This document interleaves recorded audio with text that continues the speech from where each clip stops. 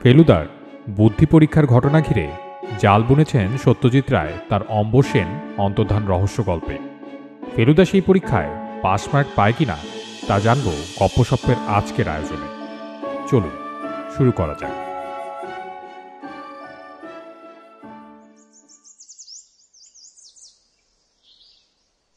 আপনি তো আমার লেখা শুধরে দেন মশাই, বললেন লালমোহন বাবু।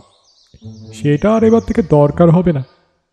ফেলুদা তার প্রিয় সোফাটায় পা ছড়িয়ে বসে রুবিক্স কিউবের একটা পিরামিড সংস্করণ নিয়ে নাড়াচাড়া করছিল। সে মুখ না তুলেই বলল, বটে।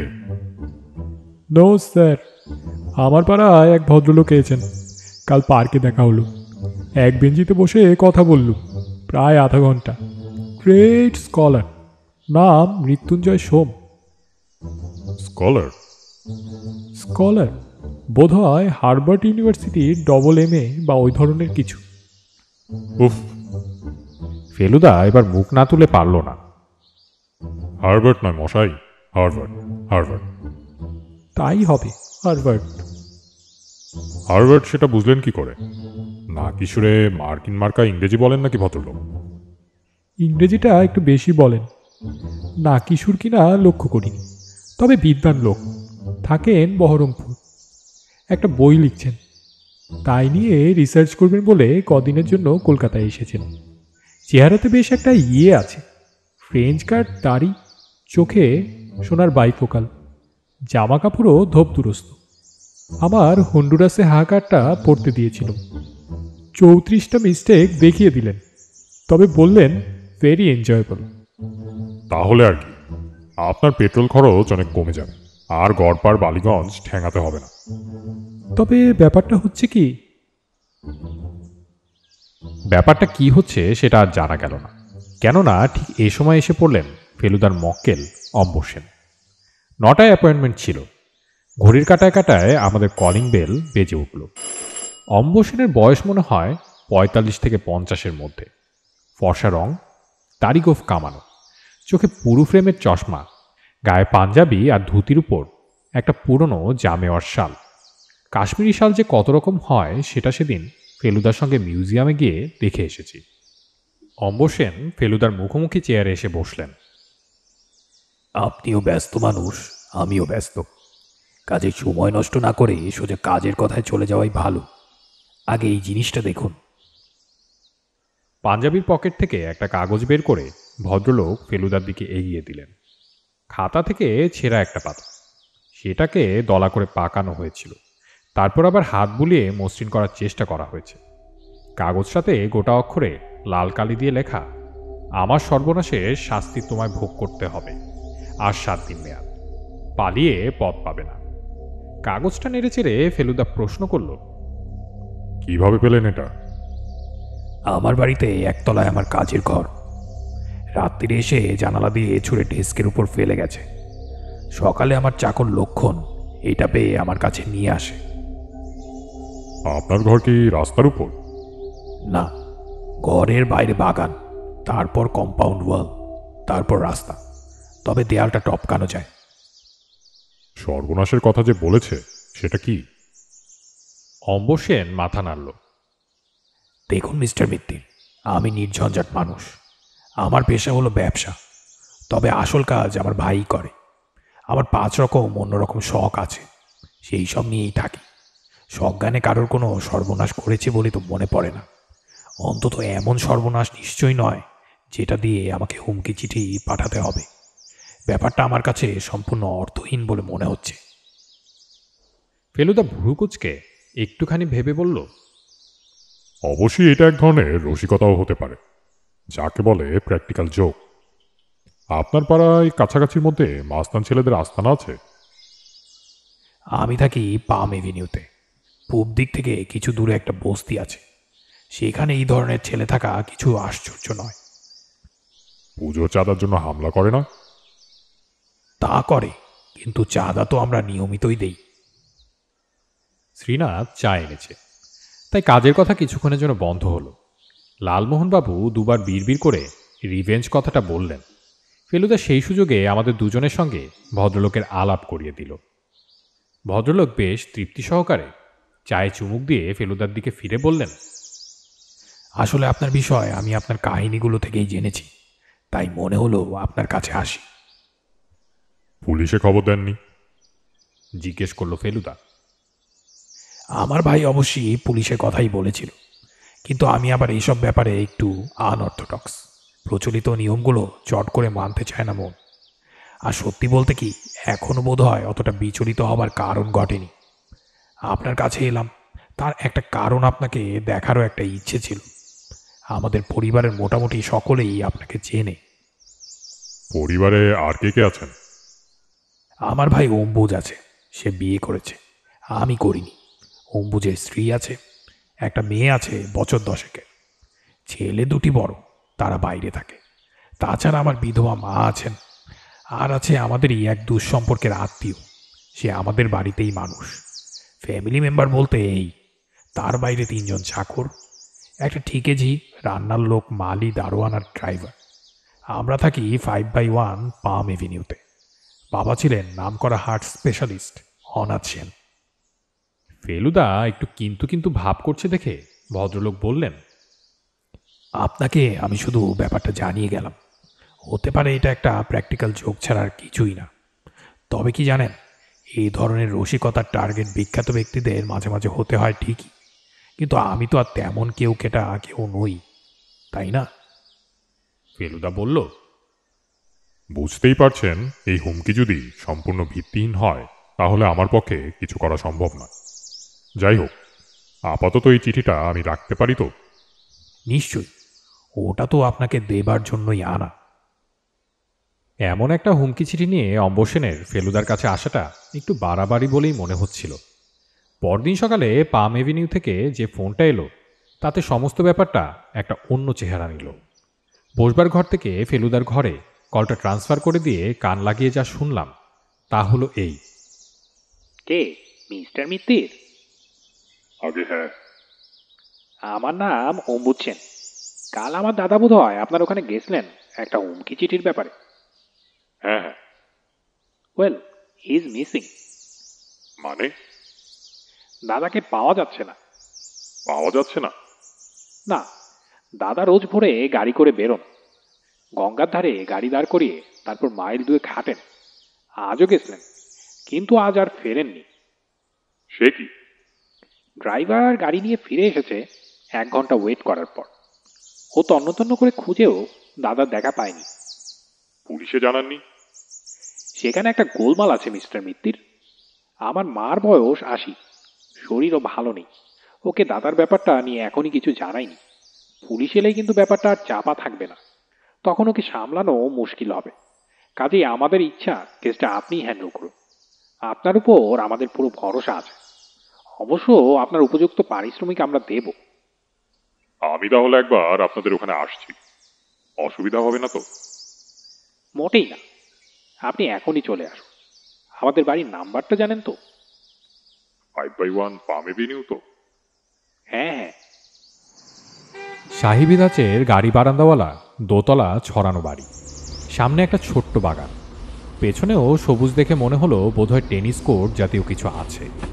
গেটের গায়ে শ্বেতপাথরের ফলকে অম্বরবাবুর বাবার নাম, নামের পরে অনেকগুলো ইংরেজি অক্ষর, কমা, ফুলস্টপ, সবশেষে ব্র্যাকেটের মধ্যে 18 কথা দেখে বুঝলাম ভদ্রলোককে স্কটল্যান্ড যেতে হয়েছিল ডাক্তারি পড়তে। যিনি আমাদের ট্যাক্সির শব্দ পেয়ে বেরিয়ে এলেন তার সঙ্গে অম্বরবাবুর আদল আছে ঠিকই, কিন্তু ইনি বেটে, মোটা আর কাল, অর্থাৎ মুখের মিল বাদ দিলে ইনি অম্বরবাবুর ঠিক উল্টো। আমাদের দেখে ভদ্রলোকের মুখে হাসি ফুটে উঠলেও দুশ্চিন্তার ফলে সেটা সঙ্গে সঙ্গে মিলিয়ে গেল। আসুন ভেতরে। শ্বেতপাথরের মেঝেওয়ালা ল্যান্ডিং পেরিয়ে বৈঠকখানায় গিয়ে ঢুকলাম। এখানেও মার্বেল, তার উপর কার্পেট, আর তার উপর দামি দামি ফার্নিচার। যে সোফায় বসলাম সেটার গদি এত নরম যে আমার ভারে প্রায় 6 ইঞ্চি বসে গেল। রুনা, এইসো। একটা ফ্রক পরা মেয়ে এসে দরজায় দাঁড়িয়ে অবাক চোখে চেয়ে দেখছে ফেলুদার দিকে। অম্বুজবাবু ডাকতেই সে গুটি গুটি ঘরের ভেতরে এগিয়ে এলো। ইনিকে জানো? জিজ্ঞেস করলেন অম্বুজবাবু। ফেলুদা। চাপা গলায় উত্তর এলো। আর ইনি? তোপসে, বাহ, তুমি তো আমাদের দুজনকেই চেনো দেখছি। বলল ফেলুদা। জটায়ু কোথায়? জিজ্ঞেস করল মেয়েটি। বোঝা গেল সে এই তৃতীয় ব্যক্তিকে না দেখে কিছুটা হতাশ হয়েছে। তিনি তো আসেননি, তবে তাকে একদিন নিশ্চয়ই নিয়ে আসবো। তোপসে এত মিথ্যে কথা বলে কেন? এই রে, আমার সম্বন্ধে হঠাৎ এমন বদনাম কেন? মিথ্যে মানে? ফেলুদা জিজ্ঞেস করল। একটা বইয়ে লিখেছে ফেলুদা ওর মাসতুতো ভাই, আরেকটায় লিখেছে জেঠতুতো। মিথ্যাই তো। ফেলুদাই আমাকে বাঁচিয়ে দিল। বলল, ওহো, প্রথমে মাসতুতো ভাই লিখেছিল বটে, তখনও গপ্পের মতো বানিয়ে লিখতে চেষ্টা করেছিল। আমি ধমক দিতে তারপর সত্যি কথাটা লিখতে শুরু করলো। আসলে জেঠতুতো ভাই ঠিক। আপনার সব অ্যাডভেঞ্চার ওর পড়া। বললেন অম্বুজ সেন। জেঠুকে খুঁজে বার করে দিতে পারবে তুমি? ফেলুদার দিকে শটান তাকিয়ে প্রশ্ন করল রুনা। চেষ্টা করতে হবে, বলল ফেলুদা। তুমি যদি কোনো ক্লু জোগাড় করে দিতে পারো তাহলে তো কথাই নেই। ক্লু? ক্লু কি জানো তো? জানি। আছে তোমার কাছে কোনো ক্লু, যাতে আমরা চট করে বের করে দিতে পারি তোমার জেঠুকে? ক্লু তো তুমি বার করবে, তুমিই তো ডিটেকটিভ। ঠিক বলেছ, তুমি খুব চালাক মেয়ে। কি নাম তোমার? একটা নাম তো জানি, অন্যটা কি? ভালো নাম ঝর্ণা। ফেলুদা অম্বুজবাবুর দিকে ফিরল। দেখুন, আপনাদের দিক থেকে কতগুলো ব্যাপারে সাহায্য না পেলে কিন্তু আমার পক্ষে এগোনো মুশকিল হবে। কি সাহায্য বলুন? প্রথমত আপনাদের সকলের সঙ্গে কথাবার্তা বলতে হবে। আপনার দাদার সঙ্গে আমার মাত্র কয়েক মিনিটের আলাপ, তাকে আমার আরেকটু ভালো করে চিনতে হবে। তার কাজের ঘরটাও একবার দেখা দরকার। এমনকি দরকার হলে তার জিনিসপত্র একটু ঘেঁটে দেখতে হতে পারে। আশা করি আপত্তি হবে না। মোটেই না, বললেন অম্বুজবাবু। আর আপনার দাদা যেখানে মর্নিং ওয়াকে যেতেন সেই জায়গাটাও একবার দেখে আসা দরকার। কোনো অসুবিধা নেই। আমাদের ড্রাইভার বিলাস আপনাকে গাড়ি করে সব দেখিয়ে নিয়ে আসবে। ফেলুদা সোফা ছেড়ে উঠে পায়চারি আরম্ভ করেছে। তিনটে বড় বড় বুককেস বোঝাই বই, সেদিকে তার দৃষ্টি। এসব বই কার? সবই দাদার। নানান বিষয়ে ইন্টারেস্ট আছে দেখছি। আগে হ্যাঁ। এমনকি গোয়েন্দাগিরি সম্বন্ধেও তো বই আছে। হ্যাঁ, একসময় ওটা নিয়েও পড়াশোনা করেছেন। বিজ্ঞান, ইতিহাস, রান্নার বই, মুদ্রা সংগ্রহ, থিয়েটার। থিয়েটারটা দাদার নেশা বলতে পারেন। আমাদের মাঠে পুজোর সময় স্টেজ বেঁধে নাটক হয়, দাদাই নির্দেশক। ফ্যামিলির সকলেই রং টং মেখে নেমে পড়ি, এমনকি ইনিও। রুনার দিকে দেখিয়ে দিলেন অম্বুজবাবু। রুনা এখনো সেইভাবে হাঁ করে চেয়ে আছে ফেলুদার দিকে। এবারে অম্বরবাবুর কাজের ঘরটা একটু দেখতে পারি? আসুন আমার সঙ্গে। অম্বুজবাবু উঠে পড়লেন সোফা থেকে। বৈঠকখানার পাশে একটা প্যাসেজ, সেটা পেরিয়ে পেছনের মাঠের দিকের একটা ঘরে গিয়ে ঢুকলাম আমরা। পূব দিকে জানালা দিয়ে রোদ এসে ঘরটাকে আলো করে দিয়েছে। একটা বড় ডেস্ক, তার সামনে একটা রিভলভিং চেয়ার, উল্টো দিকে আরও দুটো চেয়ার, জানালার ধারে একটা আরাম কেদারা। এছাড়া টেবিলের পেছনের দিকে রয়েছে একটা শেলফ, একটা ক্যাবিনেট আর একটা গোদরেজের আলমারি। তার পাশের দেওয়ালে একটা ফোল্ডিং ব্র্যাকেট, সেখান থেকে হ্যাঙ্গারে ঝুলছে একটা ছাই রঙের কোট। ডেস্কের উপরটা দেখলে মনে হয় অম্বরবাবু বেশ গোছানো লোক ছিলেন। কাগজপত্র, telephone, pen holder, pin cushion, paperweight, চিঠির র্যাক সব পরিপাটি করে সাজানো। একটা ডেট ক্যালেন্ডার রয়েছে, তার তারিখটা 3 দিন আগে। ব্যাপারটা আমারও খটকা লেগেছিল। ফেলুদা সেটার দিকে অম্বুজবাবুর দৃষ্টি আকর্ষণ করলেন। ভদ্রলোক আমাদের বুঝিয়ে দিলেন তার দাদা কয়েকদিন থেকেই অন্যমনস্ক ছিলেন। তিনি সচরাচর এরকম ভুল করেন না। ফেলুদা বেশ খুঁতখুঁতে মানুষ। সে নিজেই শনিবারের দোসরাটা বদলে মঙ্গলবার 5ই করে দিল। দেরাজটা খুলে দেখতে পারি কি? ফেলুদা জিজ্ঞেস করল। দেখুন না। 3টি দেরাজই পরপর খুলে তার ভেতরের জিনিসপত্র হাতড়ে দেখল ফেলুদা। ওপরের দেরাজ থেকে পাওয়া এক টুকরো কাগজ সম্বন্ধে মনে হলো তার একটা কৌতূহল হয়েছে, কারণ সেটা সে ঘুরিয়ে ফিরিয়ে দেখছে। হিমালয়ান অপটিক্যালস থেকে চশমা করাতেন বুঝি আপনার দাদা? হ্যাঁ। একটা ক্যাশ মেমো দেখছি, তারিখটা 7 দিন আগে। নতুন চশমা করিয়েছিলেন বুঝি? কই, না তো। বলে উঠল রুনা। সেও আমাদের পেছন পেছন এসেছে। তুমি কি করে জানলে রুনা? জিজ্ঞেস করলো ফেলুদা। আমাকে তো দেখায়নি জেঠু। অম্বুজবাবু একটু হেসে বললেন, দাদা যে কখন কি করছেন তার খবর আমরা সবসময় পেতাম না। আমরা অম্বরবাবুর স্টাডি থেকে বেরিয়ে এলাম। আপনাদের এক আত্মীয় এখানে থাকেন বোধ হয়। আপনাদের এখানেই মানুষ হয়েছেন? কে, সমরেশ? হ্যাঁ, থাকে বই কি। ফেলুদার অনুরোধে সমরেশকে ডেকে পাঠানো হলো। বয়স 35 বছর, মুখে বসন্তের দাগ, চোখে পুরু চশমা। একটু যেন আড়ষ্ট ভাব নিয়ে ভদ্রলোক এসে দাঁড়ালেন আমাদের থেকে হাত 10 দূরে। বসুন, বলল ফেলুদা। বেশ কিছুটা দূরে একটা চেয়ারে বসলেন সমরেশবাবু। আপনার পদবিটা কি? মল্লিক। কতদিন আছেন এ বাড়িতে? বছর 25। কি করেন? একটা ফিল্ম ডিস্ট্রিবিউশন অফিসে কাজ করি। কোথায়? ধরমতলায়। কি নাম কোম্পানির? কোহিনুর পিকচার্স। কতদিন আছেন ওখানে? তা 7 বছর। তার আগে কি করতেন? এই বাড়ির কাজকর্ম। হাত দুটোকে ভাঁজ করে হাঁটুর মধ্যে চেপে রেখেছেন ভদ্রলোক, যাকে বলে জবুথবু ভাব। আপনি অম্বরবাবুর অন্তর্ধানের ব্যাপারে কোনো আলোকপাত করতে পারেন? সমরেশবাবু চুপ। ফেলুদা বলল, তিনি একটা হুমকি চিঠি পেয়েছিলেন জানেন? জানি। আপনার ঘর কি এ বাড়ির একতলাতে? হ্যাঁ। অম্বরবাবুর কাছে বাইরের লোকজন দেখা করতে আসতো? তা আসতো মাঝে মাঝে। সম্প্রতি এমন কোনো লোককে আসতে দেখেছেন যাকে আগে দেখেননি? সেটা লক্ষ্য করিনি। তবে তবে কি? এই পাড়ায় কিছু ছেলেকে দেখেছি যাদের আগে দেখিনি। কোথায়? মোড়ের মাথায়। কি করতো তারা? মনেও তো এই বাড়ির দিকে চোখ রাখছে। বয়স কি রকম তাদের? 20-25-এর মধ্যে বলে মনে হয়। কজন ছেলে?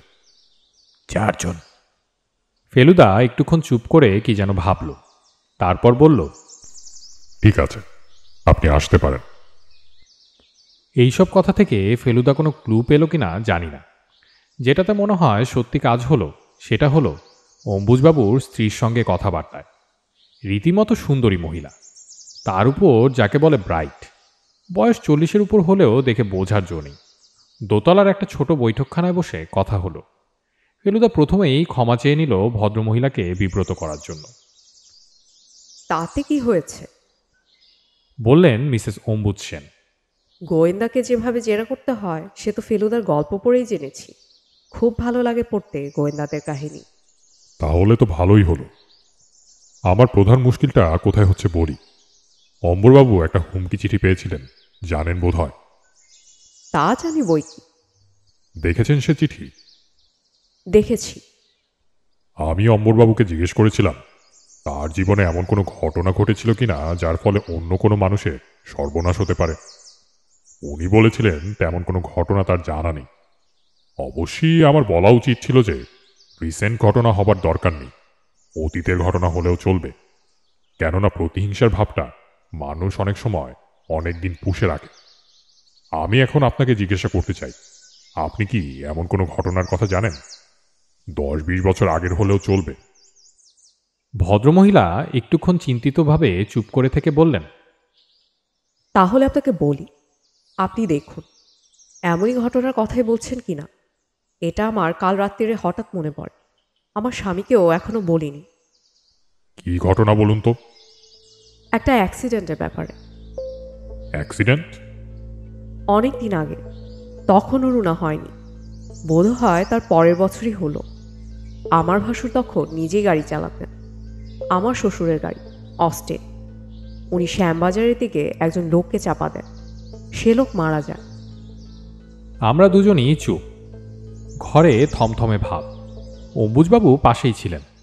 চাপা গলায় বললেন, আশ্চর্য, এটা আমার মনেই ছিল না। আর কি মনে পড়ছে? ফেলুদা দুজনকেই প্রশ্নটা করলেন। নিম্ন মধ্যবিত্ত ফ্যামিলি, ক্লার্ক ছিলেন ভদ্রলোক। নাম মনে পড়ছে? ও, স্ত্রী ছিল আর 3টি ছেলে মেয়ে। ছেলেটির বয়স 13-14, মেয়ে দুটো আরও ছোট। 5,000 টাকা তুলে দেন বিধবার হাতে। কে, অম্বরবাবু? হ্যাঁ, সেই থেকে দাদা ড্রাইভিং বন্ধ করে দেন, এখন মনে পড়ছে। ফেলুদা গম্ভীর। তার মানে এখন সে ছেলের বয়স বছর 25 হবে। পরিবারটি যে সর্বনাশ হবে এই ঘটনার ফলে, এটা মোটেই অস্বাভাবিক নয়। 5,000 টাকা আর কতদিন চলে? এর বেশি আর কিছু মনে পড়ছে না। বললেন মিসেস সেন। আমারও না।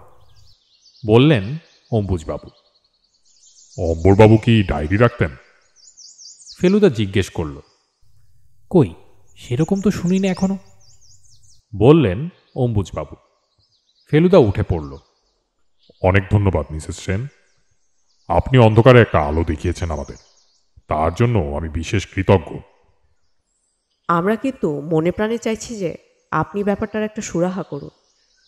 কথাটা যে ভদ্রমহিলা খুব আন্তরিকতার সঙ্গে বললেন তাতে কোনো সন্দেহ নেই। অম্বরবাবুর অসুস্থ মাকে বিরক্ত করার কোনো মানেই হয় না। তাই আমরা আপাতত পাম এভিনিউয়ের পাঠ শেষ করে সেনেদের অ্যাম্বাসেডরে চলে গেলাম গঙ্গার ধারে। গে রেস্টুরেন্টের সামনে গাড়ি দাঁড় করিয়ে ড্রাইভার বিলাসবাবু বললেন, এইখান থেকে স্যার হাঁটতে আরম্ভ করে সোজা দক্ষিণ দিকে গিয়ে ঠিক 1 ঘন্টা বাদে আবার ফিরে আসতেন, একেবারে ঘড়ির কাঁটায় কাঁটায়। আপনি গাড়িতেই বসে থাকতেন? আগে হ্যাঁ। কতদিন ড্রাইভারি করছেন সেন বাড়িতে? 9 ইয়ার্স। তার মানে অ্যাক্সিডেন্টের ব্যাপারটা আপনি জানেন না? অ্যাক্সিডেন্ট? অম্বরবাবু বছর 12 আগে একবার একটা লোককে গাড়ি চাপা দিয়ে মারেন। সেন সাহেব? কেন, আপনার বিশ্বাস হচ্ছে না? উনি যে কোনোদিন নিজে ড্রাইভিং করেছেন সেটাই জানতুম না। ওই ঘটনার পরেই ড্রাইভিং ছেড়ে দেন। তা হবে, ড্রাইভারের তো দোষ দেওয়া যায় না সব সময়। রাস্তার লোকে যেভাবে চলাফেরা করে, আরও বেশি লোক মরে না কেন সেইটাই তো ভাবি। ড্রাইভারের আর কি দোষ? অম্বরবাবু যেদিন আর ফিরলেন না সেদিনের ঘটনাটা একটু বলবেন? সেদিন উনি আসছেন না দেখে আমি হেস্টিংস পর্যন্ত গিয়ে তল্লাশ করেছিলাম। পথে লোক ধরে ধরে জিজ্ঞেস পর্যন্ত করেছি। গাড়ি থামিয়ে থামিয়ে রাস্তায় নেমে খুঁজেছি, যদি কোথাও পড়ে টরে গিয়ে থাকেন। হাড়টা তেমন মজবুত ছিল না তো। লোকজন কেমন ছিল রাস্তায়? সকালে এদিকটা লোক মন্দ থাকে না, সব হাঁটতে আসে। তবে নিউ হাওড়া ব্রিজের সাইডটায় লোক থাকে না বললেই চলে। স্যার তো ওদিকেই যেতেন। ফস করে যদি গাড়িতে কটা জোয়ান লোক এসে কোলপাচা করে তুলে নিয়ে যায়, কেউ টেরটিও পাবে না। আমরা গাড়িতে করেই 10 মাইল স্পিডে চালিয়ে হেস্টিংস পর্যন্ত ঘুরে এলাম, কিন্তু সন্দেহজনক কিছুই দেখতে পেলাম না। এরপর 2 দিন পাম এভিনিউ থেকে কোনো খবর নেই। বৃহস্পতিবার বিকেলে লালমোহনবাবু এসেই বললেন, ঘটনা এগুলো? অম্বরসেন উধাও শুনে ভদ্রলোকের চোখ কপালে উঠে গেল। বললেন, আপনার একটা কেসও গেজে যেতে দেখলুম না। ধন্যি আপনার লাক। আপনার গ্রেট স্কলার প্রতিবেশী মৃত্যুঞ্জয় সোমের কি খবর? দূর দূর, স্কলার না মুন্ডু। সে কি মশাই, এর মধ্যে আবার কি হলো? সেই দিন তো সুপারলেটিভ ছাড়া কথাই বলছিলেন না। আর বলবেন না মশাই, কেন, কি হলো? বলতেও লজ্জা করে। আমার কাছে আবার লজ্জা কি? বলে ফেলুন। ব্যাপারটা কি জানি না, কিন্তু সেটা যে লালমোহনবাবু চেপে যেতে চাইছেন সেটা বুঝতে পারছি। এদিকে ফেলুদাও ছাড়বার পাত্র নয়। শেষটায় পিড়াপিড়িতে ভদ্রলোক বলেই ফেললেন, আরে মশাই, ভাবতে পারেন ভদ্রলোক প্রদোষ মিত্রের নাম শুনেননি। আপনার বন্ধু বলে পরিচয় দিতে গিয়ে একেবারে ভেড়া বনে গেলুম। বলে কিনা, হুইস প্রদোষ মিত্র? তাতে আর কি হলো? এত বড় স্কলার, হার্ভার্ডের ডবল MA, আমি তো তার নাম শুনিনি। কথাটা বোধহয় লালমোহনবাবুকে কিছুটা আশ্বস্ত করল। বললেন, তা যা বলেছেন, এত বড় দুনিয়ায় কটা মানুষকে আর কটা মানুষ চেনে। আর ভদ্রলোক বোধ হয় বেশিরভাগ সময় বিদেশে কাটিয়েছে। কাজেই এক্সকিউজ করে দেওয়া যায়, কি বলেন? আমাদের কথার মাঝখানেই পাম এভিনিউ থেকে ফোন এলো। অম্বুজবাবু, একটা বেনামি চিঠি এসেছে ভদ্রলোকের নামে। টেলিফোনে সেটা পড়ে শোনালেন ভদ্রলোক। আগামীকাল শুক্রবার সন্ধ্যা 6:30 100 টাকার নোটে 20,000 টাকা ব্যাগে পুরে প্রিন্সেপ ঘাটে দক্ষিণ পূর্ব কোণে থামের ধারে রেখে যাবেন।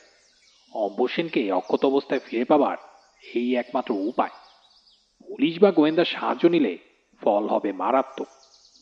ফেলুদা ফোনে বলল, এখনই কোনো সিদ্ধান্ত নেবার দরকার নেই মিস্টার সেন। আরও 24 ঘন্টা সময় আছে। এর মধ্যে আমার কয়েকটা কাজ আছে। আপনার দিক থেকে কি করণীয় সেটা আমি কাল দুপুরে 2টোর মধ্যে আপনার বাড়ি গিয়ে বলে আসব। তবে হ্যাঁ, টাকার ব্যবস্থাটা করে রাখবেন, ওটা খুবই জরুরি। কিন্তু গোয়েন্দার ব্যাপারে শাসিয়ে রেখেছে যে মশাই। ফেলুদা ফোন রাখার পর লালমোহনবাবু বললেন। ফেলুদা উত্তরে শুধু বলল, জানি। রকেটের বেগে ঘটনা এগিয়ে চলেছে। এই টাকাটা না দিয়ে উপায় কি আছে সেটা আমিও ভেবে পেলাম না। লালমোহনবাবু, কাল আপনার গাড়িটা একটু পাওয়া যাবে কি? প্রায় 5 মিনিট চুপ করে থেকে অবশেষে প্রশ্ন করল ফেলুদা। এনি টাইম, কখন চাই বলুন। বললেন জটায়ু। সকালে একবার বেরোবো, 9:30 নাগাদ পেলেই চলবে। ঘন্টা 2-এর মধ্যে আমার কাজ হয়ে যাবে। তারপর বিকেল 5টা নাগাদ আপনি যদি গাড়িটা নিয়ে চলে আসেন তো খুব ভালো হয়। Very good. এরপর ফেলুদা আর কোনো কথাই বলল না। পরদিন লালমোহনবাবুর গাড়িতে করে ফেলুদা বেরোলো। একাই বেরোলো। কাজেই কোথায় গেল কি করলো জানার উপায় নেই। 12টা নাগাদ ফিরে আসার পর দেখলাম তার মুখের ভাব বদলে গেছে। কি ঠিক করলে ফেলুদা? ভয়ে ভয়ে জিজ্ঞেস করলাম। টাকাটা দিতেই হবে, তবে গোয়েন্দা সম্পর্কে হুমকিটা মানা চলবে না। মানে তুমি নিজেও থাকবে সেখানে? ফেলুমিত্তির অত সহজে ঘাবড়াবার লোক নয় রে তোপসে। আর আমরা কোথায় থাকব? তোরাও থাকবি কাছাকাছির মধ্যে, কারণ হেল্প দরকার হতে পারে। আমি তো শুনে দুপুরে খেয়ে দিয়ে আমরা গেলাম পাম এভিনিউ। অম্বুজবাবু স্বভাবতই বাড়িতে ছিলেন। ফেলুদাকে দেখেই ব্যস্ত হয়ে উঠলেন। টাকাটা আপনাদের খসবেই মিস্টার সেন। অম্বরবাবুকে ফিরে পাবার আর কোনো রাস্তা নেই, বলল ফেলুদা। তুমি ধরতে পারোনি এখনো? রুনা হঠাৎ ঘরের দরজা থেকে চেঁচিয়ে জিজ্ঞেস করে উঠল। অনেকটা ধরে ফেলেছি রুনা। খুব চেষ্টা করছি যাতে বাকি কাজটা আজ বিকেলের মধ্যেই করতে পারি। ব্যাস, ঠিক আছে। রুনাকে ভীষণ নিশ্চিন্ত বলে মনে হলো। ফেলুদা ব্যর্থ হবে এটা যেন তার কাছে ভয়ানক একটা দুঃখের ব্যাপার। তাহলে কি করা উচিত বলে মনে হয়? জিজ্ঞেস করলেন অম্বুজবাবু। টাকার ব্যবস্থা হয়েছে? সেটা করে ফেলেছি। বাড়িতে অত ক্যাশ থাকে না, তাই আজ সকালেই সমরেশকে দিয়ে ব্যাংক থেকে আনিয়ে নিয়েছি। সেই টাকা এবং যে ব্যাগে করে সেটা দেওয়া হবে, এই দুটো জিনিস আমি একবার দেখতে চাই। টাকা এবং ব্যাগে এসে গেল। এত টাকা এর আগে একসঙ্গে দেখেছি কি মনে তো পড়ে না। ফেলুদার সামনেই 20টা করে 100 টাকার নোট রাবার ব্যান্ড দিয়ে গোছ করে 10 ভাগে ব্যাগের মধ্যে পুরে দেওয়া হলো। তার ফলে ব্যাগের চেহারা হয়ে গেল কচ্ছপের পিঠের মতো। ভেরি গুড, বলল ফেলুদা। তাহলে আমরা বেরিয়ে পড়ছি 6:45 নাগাদ। অম্বুজবাবু চমকে উঠলেন। সে কি, আপনি যাবেন? অপরাধীকে ধরার চেষ্টা আমাকে করতেই হবে মিস্টার সেন। আপনি টাকা রেখে আসবেন আর সে লোক দিব্যি এসে সেটা তুলে নিয়ে চলে যাবে, এ তো হতে দেওয়া যায় না। অম্বরবাবুকে ফেরত পাওয়াটাই বড় কথা সেটা জানি, কিন্তু সেই সঙ্গে এই গুন্ডাদেরও সাজা হওয়া উচিত নয় কি? না হলে তো তারা এই ধরনের কুকীর্তি করেই চলবে। তবে আপনি চিন্তা করবেন না, সাবধানতা অবলম্বন না করে আমি কিছুই করি না। তাহলে? আমি বলছি, আপনি মন দিয়ে শুনুন। আপনি আপনার গাড়িতে করে যাবেন টাকা নিয়ে। নিউ হাওড়া ব্রিজের দিকটায় দিয়ে আসবেন। ওদিকটা মোটামুটি নিরিবিলি। গাড়ি প্রিন্সেপ ঘাট থেকে অন্তত 200 গজ আগে দাঁড় করিয়ে আপনার ড্রাইভারকে বলবেন টাকাটা যথাস্থানে রেখে আসতে। আমি কাছাকাছির মধ্যেই থাকব। কাজটা ঠিকমতো হচ্ছে কিনা সেটা আমি দেখতে পাবো। আমরা মিট করব ঘটনার পর গে রেস্টুরেন্টের সামনে। আপনি টাকাটা রেখে সোজা ওখানে চলে আসবেন। আমিও তাই করব। অপরাধীকে যদি ধরতে পারি তাহলে তিনিও আমার সঙ্গেই থাকবেন বলাই বাহুল্য। অম্বুজবাবুকে মনে হলো তিনি যেন বেশ নার্ভাস বোধ করছেন। সেটা অস্বাভাবিক নয়। টাকার অঙ্কটা তো কম নয়, আর গুন্ডারা কি করবে না করবে কে জানে। বিকেল 4:30টার সময় লালমোহনবাবু এলে পর ফেলুদার প্রথম কথা হলো এই, মশাই, এমন অভিনব কেস আর আমি কোনোদিন পাইনি। অবশ্যই আমাকে জিজ্ঞেস করলে পরে আমি এখনো বলতে পারবো না এর বিশেষত্বটা কোথায়। তাহলে আমরা কি করছি? জিজ্ঞেস করলেন লালমোহনবাবু। শুনে নিন মন দিয়ে। তুইও শোন তোপসে। 5:30টার সময় আপনার গাড়ি নিয়ে আপনি আর তোপসে চলে যাচ্ছেন কে রেস্টুরেন্টে। সেখানে আপনাদের অভিরুচি অনুযায়ী পানাহার সেরে ঠিক 6:15টায় রেস্টুরেন্ট থেকে বেরিয়ে শটান চলে যাবেন দক্ষিণে প্রিন্সেপ ঘাট লক্ষ্য করে। গাড়ি রেখে যাবেন রেস্টুরেন্টের সামনে। থামলা ঘাটটার কাছে পৌঁছানোর কিছু আগেই দেখবেন ডান দিকে একটা গম্বুজওয়ালা বসার ঘর রয়েছে। দুজনে সেখানে ঢুকে বেঞ্চিতে বসে পড়বেন। ভাবটা এমন হওয়া চাই যে সান্ধ্যভ্রমণ থেকে বায়ু সেবন ছাড়া আপনাদের আর কোনো উদ্দেশ্যই নেই।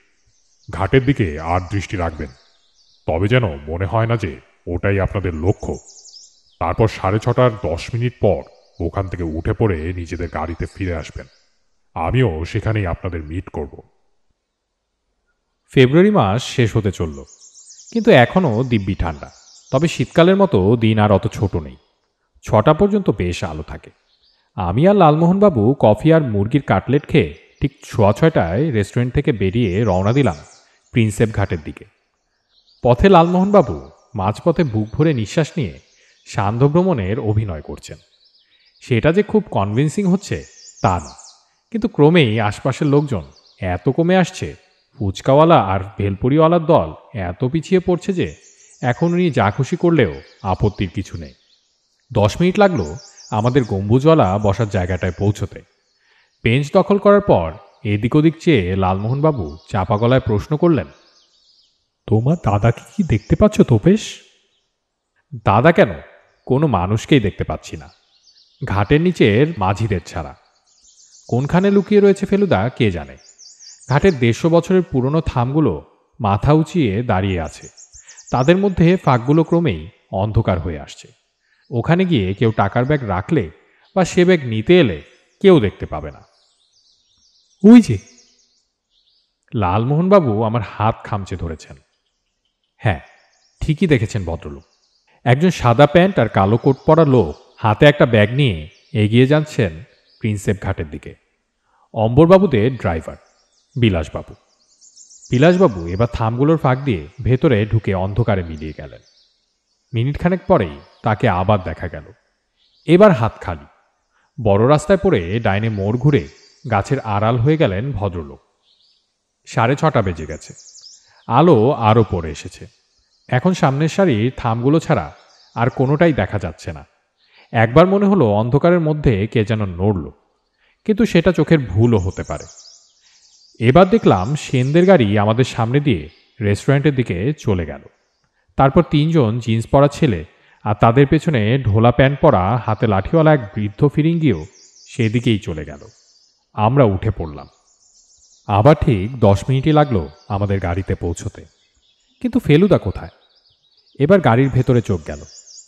নস্যি রঙের আলোয়ান জড়ানো এবং লুঙ্গি পরা এক বুড়ো বসে আছে ড্রাইভার হরিপদবাবুর পাশে। থুতনিতে খোঁচা খোঁচা দাড়ি, কিন্তু গোঁফ নেই। সালাম কর্তা। লালমোহনবাবুর দিকে চেয়ে বলল লোকটা। এ আর বলতে হবে না, ওই মুসলমান মাঝি ফেলুদা ছাড়া আর কেউ না। এদিকে অম্বুজবাবু এসে পড়েছেন রাস্তার ওদিক থেকে। তার কাছে ফেলুদার নিজের পরিচয় দিতেই হলো। নিচে থেকে ঘাটটা সবচেয়ে ভালো দেখা যায়, তাই ওখানেই ওৎ পাতার সিদ্ধান্ত নিয়েছিল ফেলুদা। কিন্তু কি হলো সেইটা বলুন মিস্টার মিত্তির। ফেলুদা গম্ভীর। Very sorry mister Sen. মানে? আমি ঘাটে ওঠার আগেই সে লোকটা টাকা নিয়ে হাওয়া। বলেন কি, টাকা নেই? লোকটাকেও ধরা গেল না? বলছি তো, আমি অত্যন্ত দুঃখিত। অম্বুজবাবু কিছুক্ষণ ফ্যাল ফ্যাল করে চেয়ে রইলেন ফেলুদার দিকে। কথাটা যেন ভদ্রলোকের বিশ্বাসই হচ্ছে না। সত্যি বলতে কি, আমারও কেমন যেন মাথা ঝিমঝিম করছিল। ফেলুদাকে এভাবে হার মানতে এর আগে দেখিনি কখনো। আপনাদের পুলিশের সাহায্যই নিতে হবে মিস্টার সেন, বলল ফেলুদা। আপনি বাড়ি চলে যান। এবার তো অম্বরবাবুর ফিরে আসা উচিত। আমরা একবার বাড়িতে ঢু মেরে আপনার ওখানেই আসছি। এই বেশে তো আর পাম এভিনিউয়ের বৈঠকখানায় ঢোকা যাবে না। বাড়ি যাওয়ার একমাত্র কারণ ফেলুদার একটু ফিটফাট হয়ে নেওয়া, তাছাড়া হাতেও রং লেগেছিল। জিজ্ঞেস করতে বলল আলকাতরা, সেটাও একটু ধুয়ে নেওয়া দরকার। আলকাতরাও মেকআপের অংশ কিনা জিজ্ঞেস করাতে কোনো উত্তর দিল না ফেলুদা। আমরা যখন পাম এভিনিউ রওনা হলাম তখন প্রায় 7:30 বাজে। পথে লালমোহনবাবু একবার বলেছিলেন, আপনার এমন ব্রিলিয়ান্ট মেকআপটা মাঠে মারা যাবে ভাবিনি মশাই। কিন্তু তাতে ফেলুদা কোনো মন্তব্য করেনি। পাম এভিনিউ পৌঁছানোর সঙ্গে সঙ্গেই রুনার গলায় উচ্ছ্বসিত চিৎকার শোনা গেল, জেঠু এসে গেছে। অম্বরবাবু ফিরেছেন আমরা আসার মিনিট 10 আগে। আমরা বৈঠকখানা গিয়ে ঢুকতেই ভদ্রলোক সোফা ছেড়ে উঠে হাত বাড়িয়ে ফেলুদার হাত দুটো ধরে ঝাঁকিয়ে দিলেন।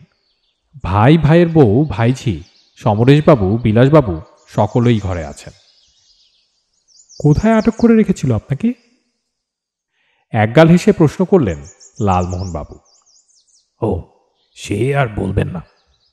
ফেলুদা হাত তুলে বাধা দিল ভদ্রলোককে। উনি তো বলবেনই না, আর আপনিও বলবেন না মিস্টার সেন, কারণ বললেই একরাশ কল্পনার আশ্রয় নিতে হবে। মিথ্যে শব্দটা ব্যবহার করলাম না, কারণ সেটা ভালো শোনায় না। হুররে হুররে, ফেলুদা ধরে ফেলেছে, ফেলুদা ধরে ফেলেছে। চেঁচিয়ে উঠল রুনা। এবার ফেলুদা একটা চারমিনার ধরিয়ে নিয়ে বলল, আপনারা যে একটা বিরাট ফোন দিয়ে এঁটেছিলেন সেটা ধরে ফেলেছি, কিন্তু সেটার কারণ এখনো ঠিক ধরতে পারছি না। কারণ বলছি মিস্টার মিত্তির। হেসে বললেন অম্বর সেন। কারণ আমার ওই খুদে ভাইজিটি, সে আপনাকে বলতে গেলে একরকম পুজোই করে। তার ধারণা আপনি ভুলভ্রান্তির ঊর্ধ্বে। তাই ওকে আমি সেদিন বললাম যে তোর ফেলুদাকে আমি জব্দ করতে পারি। ব্যাস, ওই একটা উক্তি থেকেই সমস্ত ফন্দিটির উৎপত্তি। এতে আমাদের সকলেরই ভূমিকা আছে। অর্থাৎ এও আপনাদের একটা ফ্যামিলি নাটক? ঠিক তাই। সবাইকে সব কিছু আমিই শিখিয়ে পড়িয়ে দিয়েছিলাম। আপনি কি জিজ্ঞেস করলে কি উত্তর দেবে সব লিখে মুখস্থ করিয়ে দিয়েছিলাম, এমনকি ড্রাইভার ও চাকরকে পর্যন্ত। প্রধান নারী চরিত্র অবশ্য বৌমা, যাকে দিয়ে মন গড়া অ্যাক্সিডেন্টের কথাটা বলানো হয়েছিল। আমি নিজে ভাবিনি যে আপনি ব্যাপারটা ধরে ফেলবেন। ইনফ্যাক্ট এই নিয়ে আমার ভাইয়ের সঙ্গে 100 টাকা বাজিও ধরেছিলাম। এই ব্যাপারে রুনার উৎকণ্ঠাই সবচেয়ে বেশি ছিল, কারণ তার হিরো যদি ফেল করত তাহলে তার দুঃখে সীমা থাকতো না। এই ঝুঁকিটা অবশ্য আমাকে নিতেই হয়েছিল, কিন্তু এখন সে নিশ্চিন্ত। এবার বলুন তো, আপনার সিস্টেমটা কি? কিসে আপনার প্রথম সন্দেহ হলো মিস্টার মিত্তির? প্রধানত দুটো ক্লু, দুটোই আপনার কাজের ঘরে পাওয়া। এক হলো হিমালয়ান অপটিক্যালসের ক্যাশ মেমো। আমি সেখানে খোঁজ নিয়ে জেনেছি যে আপনি 7 দিন আগে একটা সোনালি ফ্রেমের নতুন চশমা করিয়েছেন, অথচ আপনার বাড়িতে সেটা সম্বন্ধে কেউ জানে না, বা কেউ সেটা আপনাকে পড়তে দেখেনি। প্রশ্ন হলো, এই চশমার দরকার পড়ছে কেন, এবং ঠিক এই সময় দরকার কেন? 2 হলো আপনার ডেট ক্যালেন্ডারে 3 দিনের পুরনো তারিখ। আপনার চাকর যখন তারিখ বদল করে না, তখন সেটা নিশ্চয়ই আপনিই করেন। তাহলে বদল হয়নি কেন? তখনই মনে হলো যে আপনাকে যদি কিডন্যাপার হবার ভান করে গা ঢাকা দিতে হয়, তাহলে হয়তো একটা ডেরা স্থির করে 2 দিন আগে গিয়েই সেখানে থাকা অভ্যাস করতে হবে। নতুন জায়গায় ধাতস্থ হতে সময় লাগে বইকি। আর তাই যদি হয়, তাহলে সাবধানতা অবলম্বন করার জন্য আপনাকে হয়তো একটি ছদ্মবেশ এবং একটি নতুন নাম নিতে হবে। সেই ক্ষেত্রে একটি নতুন চশমা নেওয়াও মোটেও অস্বাভাবিক নয়। ধরে ফেলেছে, ফেলুদা সব ধরে ফেলেছে। আবার চেঁচিয়ে উঠল রুনা। এর মধ্যে লালমোহনবাবু যে হঠাৎ কেন খাঁচাই বন্ধ সিংহের মতো পায়চারি করতে আরম্ভ করেছেন তা বুঝতে পারলাম না। ভদ্রলোক যাতে কোনো বাড়াবাড়ি না করে ফেলেন তাই ওকে সামলাতে যাব, এমন সময় উনি হঠাৎ দুহাত তুলে চেঁচিয়ে উঠলেন, ইউরেকা! চিনেছেন ভদ্রলোককে? ফেলুদা প্রশ্ন করল। চিনব না? মৃত্যুঞ্জয় সোম। অম্বরবাবু হাহা করে হেসে উঠলেন। আপনার সঙ্গে সেদিন পার্কে দেখা হওয়াটা সম্পূর্ণ অ্যাক্সিডেন্ট মশাই। আসলে গড়পাড়েরই আমার এক বন্ধুর বাড়িতে গিয়েছিলাম সেদিন। আপনি যখন এগিয়ে এসে জটায়ু টটায়ু বলে নিজের পরিচয় দিলেন, তখন ভাবলাম, বারে এ তো বেশ মজা, যাকে জব্দ করতে যাচ্ছি তারই সাকরেদদের সঙ্গে দেখা হয়ে গেল। তাহলে একে নিয়ে একটু রগড় করতে পারলে কেমন হয়। তারপর অবশ্যই মিস্টার মিত্তিরের বাড়িতেও আপনার সঙ্গে দেখা হয়েছিল আমার আসল চেহারা, কিন্তু আপনি চিনতে পারেননি। কিন্তু তাহলে ব্যাপারটা কি দাঁড়াচ্ছে? নাটকের তো এখানেই শেষ নয় অম্বরবাবু, এখনো তো ড্রপ সিন ফেল চলবে না। ঘরের আবহাওয়া মুহূর্তে বদলে গেল, কারণ ফেলুদা কথাটা বলেছে গম্ভীর থমথমে ভাবে। Where is the money? প্রশ্ন করল ফেলুদা। অম্বর সেন ফেলুদার দিকে তীক্ষ্ণ দৃষ্টিতে চেয়ে রইলেন।